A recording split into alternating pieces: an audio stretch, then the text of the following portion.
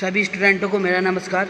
मैं विनीत चौहान और आज हम स्टील स्ट्रक्चर का चैप्टर 1 एमसीक्यू क्वेश्चन लेकर आए हैं। इंट्रोडक्शन के हम पहले करा चुके हैं, तो आइए देखते हैं चैप्टर 1 के एमसीक्यू क्वेश्चन कौन कौन से होते हैं। ये देखिए, सबसे पहले बात करते हैं हम लैप जोड़ और बट जोड़। इस चैप्टर में अधिकतर लैप जोड़ और बट जोड़ के बारे में बात चलेगी। तो लैप जोड़ क्या है, बट जोड़ होता है क्या, ये समझा दूँ। जब दो प्लेट होती है, एक प्लेट को दूसरी प्लेट के ऊपर रखा जाता है और उसको रिबिट से ज्वाइंट कर देते हैं, तो उसको बोलते हैं हम लैप जोड़। और बट जोड़ जब दो प्लेटों को सामने सामने रखा जाता है और उनके ऊपर एक कवर प्लेट लगाई जाती है, ऊपर और नीचे, ठीक है। जब कवर प्लेट लगाने पर रिबिट लगाते हैं, उसको क्या बोलते हैं, बट जोड़। पर एक चीज़ ध्यान रखना कि लैप जोड़ में क्या होता है, एकल अपरूपण, मतलब यहाँ सिंगल, इस जगह यहाँ ओनली एकल, यहाँ शेयर होता है, एकल अपरूपण, एक ही घर्षण होता है। पर बट जोड़ में यहाँ भी घर्षण होगा, इस जगह भी और यहाँ भी। बट जोड़ में दोनों घर्षण होते हैं, द्वि अपरूपण बोलते हैं, ठीक है। जैसे ये लिखा हुआ है, लैप जोड़ में एकल अपरूपण होता है। एकल अपरूपण कैसे होता है भैया, एक प्लेट ये है, एक प्लेट ये है, जब एक दूसरे के ऊपर सरकेगी तो सिर्फ यहाँ इसको बोलते हैं एकल अपरूपण। पर बट जोड़ में क्या होगा, जब ये हमारा रिविट कटेगा, क्या होगा, रिविट कटेगा हमारा, तो एक घर्षण हमारा यहाँ होगा और एक यहाँ होगा, तो उसको बोलते हैं द्वि अपरूपण। क्लियर। अब आगे चलते हैं। इसमें देखिए, एक है शक्ति चालित सौर रिविट, ठीक, यह है पहला। फिर दूसरा है शक्ति चालित स्थल रिविट, फिर हस्त चालित रिविट, ठीक है।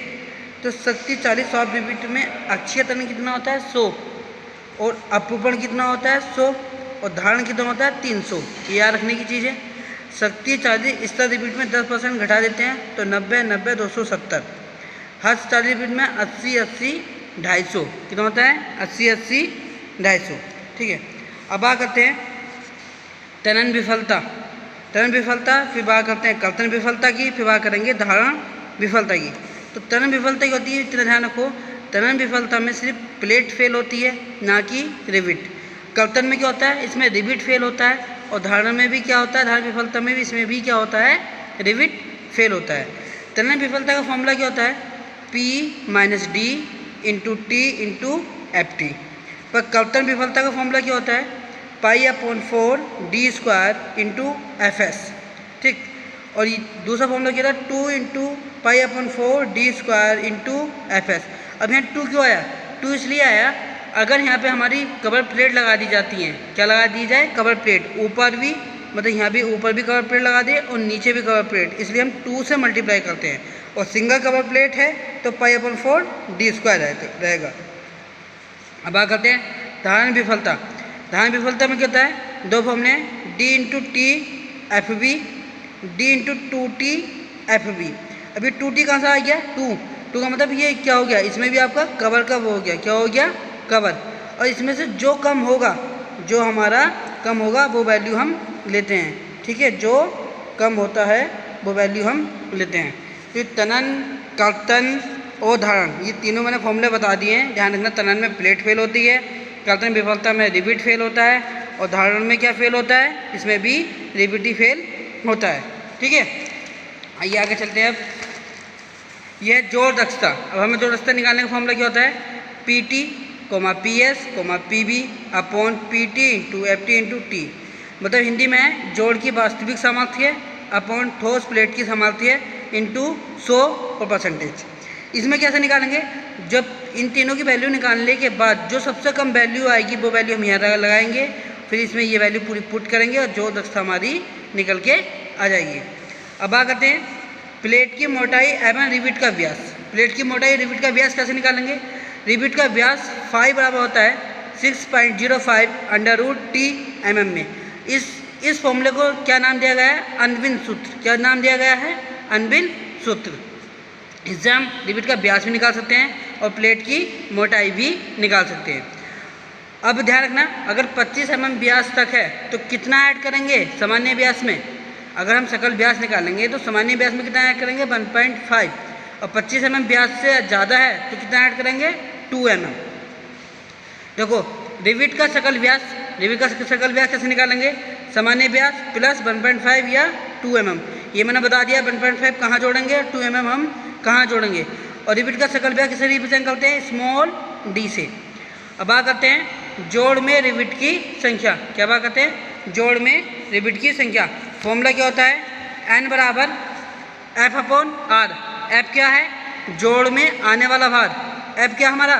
जोड़ पर आने वाला भार। और R क्या है? Rivet value. ठीक है, अब क्या करेंगे, इसमें जो सबसे कम वैल्यू आएगी जब हम निकालेंगे तो वो वैल्यू हम यहाँ पुट करेंगे, तब हम रिविट की संख्या निकालेंगे। ठीक है, कैसे निकालेंगे रिविट की संख्या? n बराबर F/R से। अब आ कहते हैं न्यूनतम पिच। देखो पिच क्या होती है बता दे रहा हूँ। मान लीजिए हमारे पास ये रिविट है, ऐसे करके हमारे पास ये रिविट है। ठीक, अब इस सेंटर से इस सेंटर तक की दूरी को, इसको क्या बोलेंगे हम? इसको बोलते हैं, क्या बोलते हैं? पिच। क्या बोलते हैं हम इसको? पिच। ठीक है, ये होगी आपकी पिच, या फिर इस सेंटर से सेंटर की दूरी को क्या बोलते हैं? पिच। ठीक है, तो न्यूनतम पिच कितनी होती है? रिविट के बीच केंद्र की दूरी 2.5 गुना से कम नहीं होनी चाहिए। न्यूनतम पिच कितनी गुना कम नहीं होनी चाहिए? 2.5 गुना से कम नहीं होनी चाहिए। आगे बात करते हैं, देखो आगे आता है अधिकतम पिच कितनी लेते हैं? 32 टी या 300 mm। तनन उपांगों के लिए 16 टी अथवा 200 mm। संपीड़न उपांगों के लिए 12 टी अथवा 200 mm। कवर प्लेट की मोटाई मुख्य प्लेट की मोटाई का 5/8 गुना होती है। कितनी गुना होती है? 5/8। ठीक है, अब क्वेश्चन देखते हैं। ये तो मैंने बता दिया आपको 18 क्वेश्चन है, और इसमें से बहुत मोस्ट इंपोर्टेंट क्वेश्चन है जो आते ही आते हैं। अब देख लीजिए, एकल रिविट किए हुए लैप ज्वाइंट की ताकत इसके बराबर है। कर्तन, धारण या तनाव। भैया तीनों चीज़ निकालेंगे, पहले कर्तन वाला निकालेंगे, फिर धारण निकालेंगे, फिर तनाव। जो वैल्यू सबसे कम होगी वही उसके बराबर होगी। दूसरा क्या है? एक काल्पनिक रेखा जिस पर रिविट लगाए जाते हैं उन्हें निम्न नामों से जाना जाता है। पहले क्या है? रिविट रेखा, स्काइब रेखा और पृष्ठ रेखा। इन तीनों नाम से हम क्या करते हैं? इसको जानते हैं। देखो काल्पनिक रेखा कैसे होती है? मतलब हमारे पास ये ऐसे ही रिविट है, रिविट है, रिविट है, ये ऐसे करके रेखा मान लेते हैं, काल्पनिक रेखा मान लेते हैं। ठीक, तो इसको ही क्या बोलते हैं? इसको बोलते हैं इस रेखा को रिविट रेखा। अगर आ जाओ, यदि डी रिविट के अंतराल और सकल व्यास है तो जोड़ की दस्ता नीटा दी जाती है। तो इसका फॉर्मूला क्या होता है? नीटा बराबर P-D/P। क्या होता है? नीटा बराबर P-D/P। P क्या है? पिच। D क्या है? डायमीटर। P क्या है आपका? पिच। ठीक है,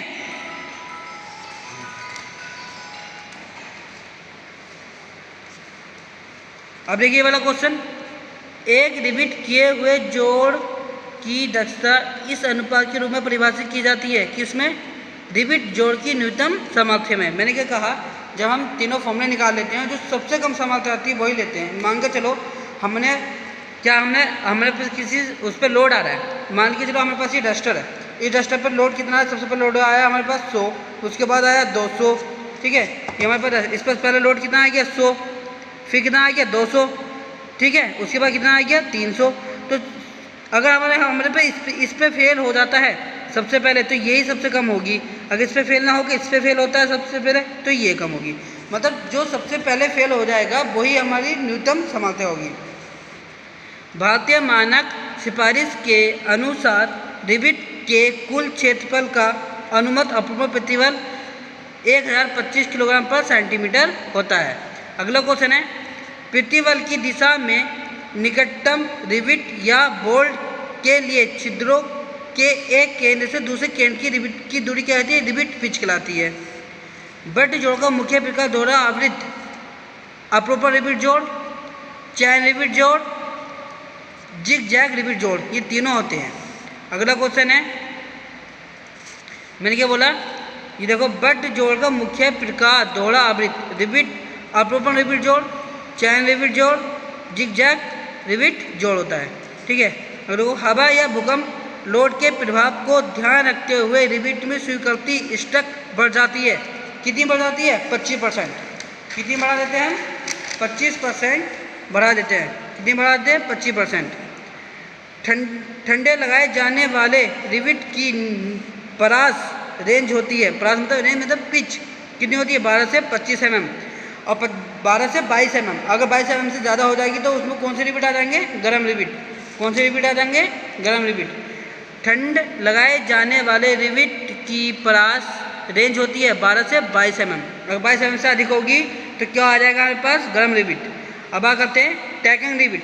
टैकिंग रिविट को ही किस में आते हैं? संपीड़न में आते हैं। किस में आते हैं? संपीड़न में। इसकी रेंज कितनी लेते हैं? 12 T या 200 mm। ठीक है। अगर ये वीडियो अच्छी लगी हो तो लाइक कीजिए, सब्सक्राइब कीजिए। थैंक यू, धन्यवाद।